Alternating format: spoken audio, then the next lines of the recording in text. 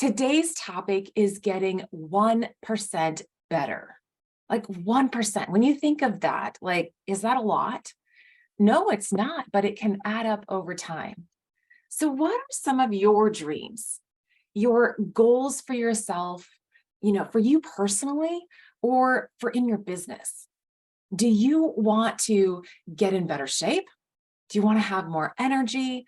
Maybe lose some weight? Or what I would love to, replace that with is releasing weight and getting better sleep, doubling your income, saving money for a new car or vacation. What are your dreams and goals? Do you want to update the house, get a promotion, double your business sales? What are some of your dreams and goals that you are striving for? Accomplishing those dreams and goals starts with getting 1% better every single day. Let's talk a little bit more about that. So James Clear talks about becoming 1% better in his book, Atomic Habits. He gives an example of the British professional cycling team who hired Dave Brailsford in 2003 to turn their program around. Dave brought in this concept of aggregation of marginal gains, which basically means a 1% improvement in nearly everything that you do. Just 1%, not a whole lot. That idea that small improvements every single day can add up to a very significant thing in a short amount of time. So during that 10-year span from 2007 to 2017, the British cyclists won 178 world championships and 66 Olympic or Paralympic gold medals and captured 5 Tour de France victories. Now, this was a cycling team for the 100 years prior to 2003. They maybe even had 1 medal. Like, they were not a powerhouse in cycling. But Dave transformed the program with the aggregation of marginal gains. Just 1% improvement in nearly everything that you do can add up to be very significant in a short amount of time. So when he came in, he's like, okay, if we do this and you guys are 100% into this, 100% of getting 1% better every single day and all of the little aspects of what goes into cycling, we can probably win a Tour de France or a medal in the Olympics in 5 years. Well, they started accomplishing that in 3 years. So how can you achieve your dreams and goals by getting 1% better each and every day? Well, becoming 1% better every day means focusing on one tiny action, a small habit, a small behavior change, a small change in our thoughts, our perceptions, or our choices. And it means sticking with these little tiny actions, being consistent day in and day out, even when you don't feel like it, or even when you don't feel like they're working. 1% better isn't a significant jump or a change. But if you do it consistently day in and day out, it can compound into something very significant, something very meaningful in the long run, the achievement of your goals and dreams. So we think about it, if you break down the day, 1% of the day is roughly 15 minutes. So what could you do for 15 minutes a day that would make a significant impact on you in the long run? Now we're talking about changing a little bit of something, and it doesn't even have to be 15 minutes, but I wanted to give that reference of a time frame. 1% better in a 24 hours is roughly 15 minutes. Can you think of something that you do for 15 minutes, maybe not every day, but most days out of the week, that might be preventing you from moving forward, preventing you from releasing the weight that you want to, preventing you from growing your business? James Clear talks about 1% better in this way. In the beginning, there's basically no difference between making a choice that is 1% better or 1% worse. In other words, this choice really doesn't really impact you very much that day. But as time goes on, these small improvements or declines, getting worse, compound until you suddenly find a very big gap between people who make slightly better decisions on a daily basis and those that don't. Small steps compound into something substantial, big differences over time. So if you get 1% better each day for 1 year, if we do the math, you'll end up about 37 times better by the end of the year. 1% better for 5 days a week, 46 weeks out of the year. Roughly you get 6 weeks off, the weekends and a couple vacation days or weeks. You'll be 10 times better. Just think about if you could be 10 times better at something. Like, what would that mean for your life? 10 times better at managing your money, 10 times better at managing your time, 10 times better at fueling your body with the proper nutrition, 10 times better at getting the amount of sleep, the quality of sleep that you need. What could be the ripple effects of that? 1% better is really about having a clearly defined goal. What is it that you really want to achieve? And then developing a system or a process, which is creating the small habits or a routine day in and day out to get there. And then it's committing to consistently making progress, doing the small habit, not just thinking about, hey, this would be a really good idea to do. And I bet if I did that over and over again for a long period of time, I would definitely see some major improvements. It's not just thinking about it, it's doing it. It is consistently putting in the action. But also we need to measure and track the action that you're taking on your habit. Like, did you actually do that every single day?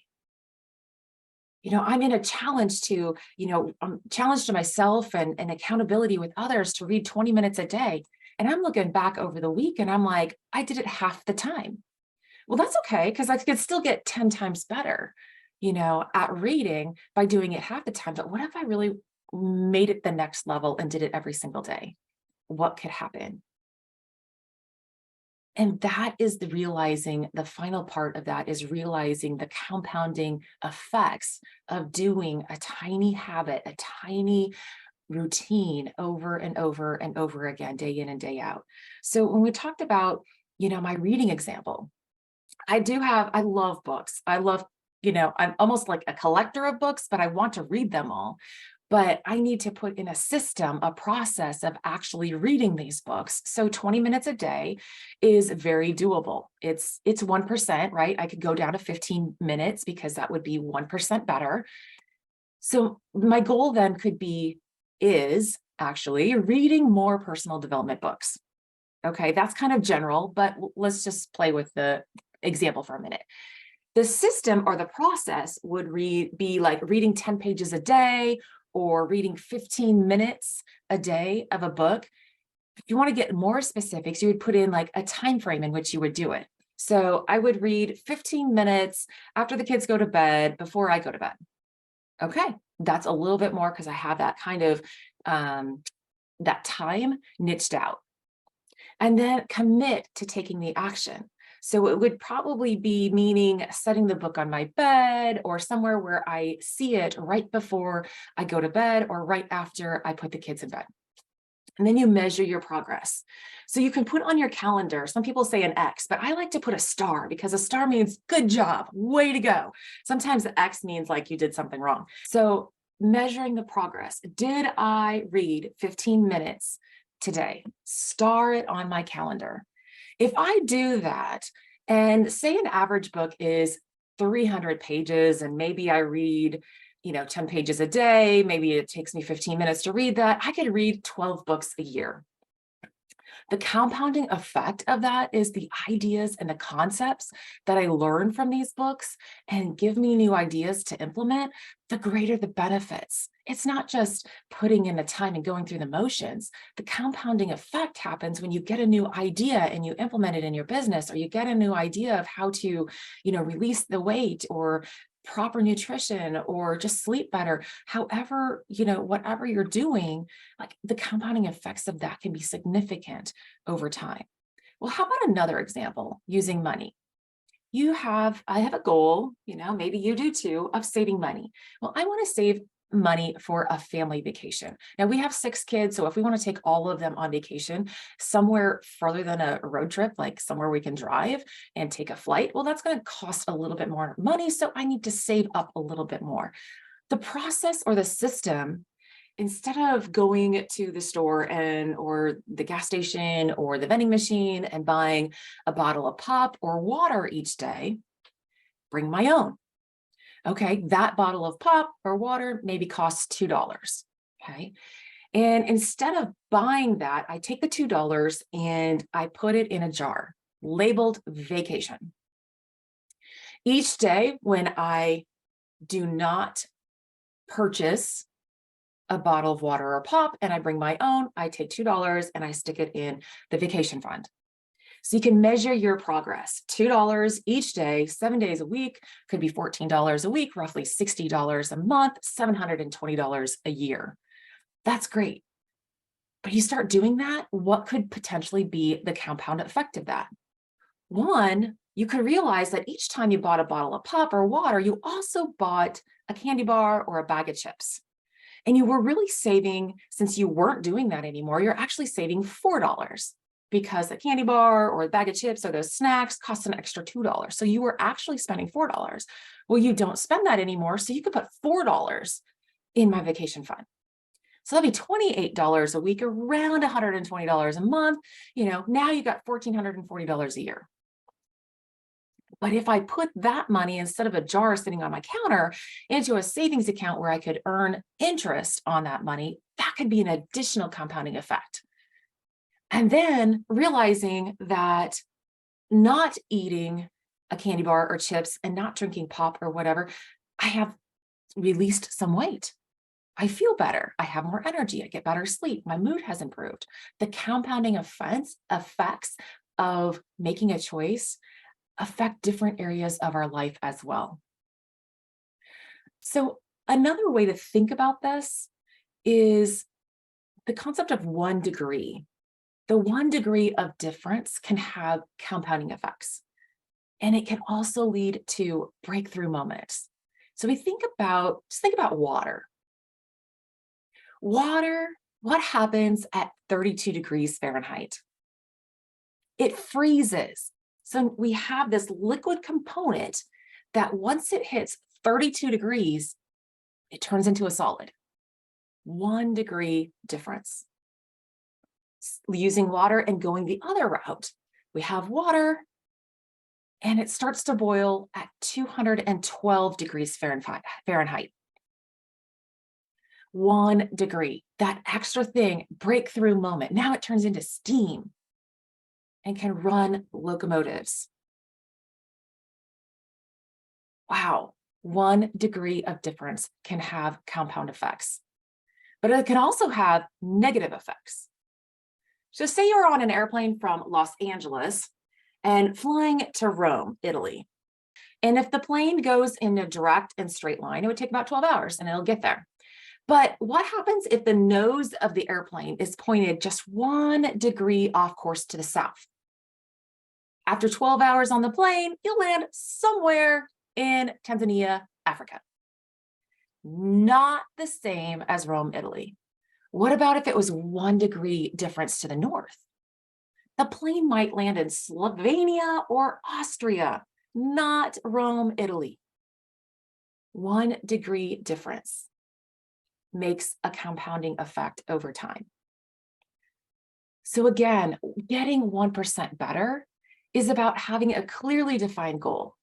Developing a system or a process, a little habit or routine that you can commit to and consistently do day in and day out to make progress by doing the habit, doing the routine, doing the action, and then measuring or tracking your actions. How have you done it? How many days in a row, and what has happened? And looking back about the compounding effects that have happened since you started doing that. You will be amazed. So what will you commit to doing to become 1% better today? Are you going to drink a glass of water each morning when you wake up? Maybe even before a meal?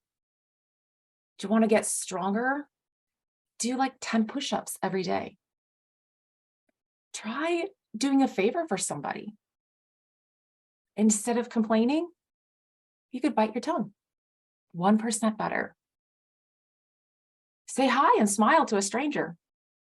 It could make their day. 1% better.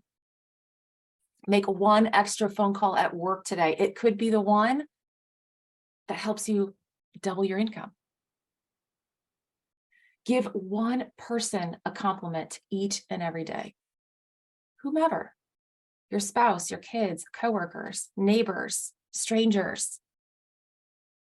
Make your life and their life 1% better. Initially, you might not see huge differences after just a few days, but after a year, you'll be 37% better. You'll be a completely different person.